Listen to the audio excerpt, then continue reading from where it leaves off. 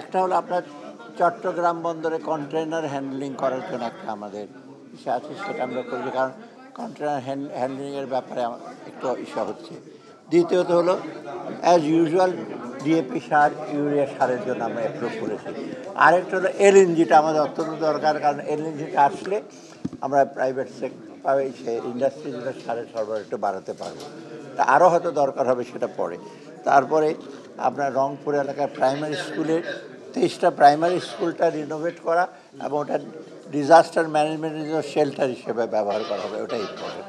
আর হলো আপনার আরেকটা ভেরি ইম্পর্টেন্ট ছিল কতগুলো ঔষধ, এসেনশিয়াল কতগুলো ওষুধ আনতে হবে, যেটা এসেনশিয়াল ড্রাগ থেকে কিনবে। আর মোটামুটি এই ছিল আমাদের ইসে। আর কয়েকটা নৌযান প্রকিউর করতে হবে। নৌযান মানে যেগুলো আপনার ফিডার ভেসেল টেসেল, সেইগুলোর জন্য।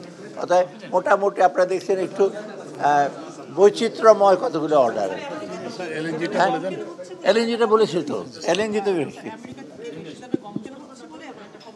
সেটা আজকের নির্বাচনের বাজেট নিয়ে কোনো আলোচনা হয়েছে কিনা? নির্বাচনের ব্যয় এটা তো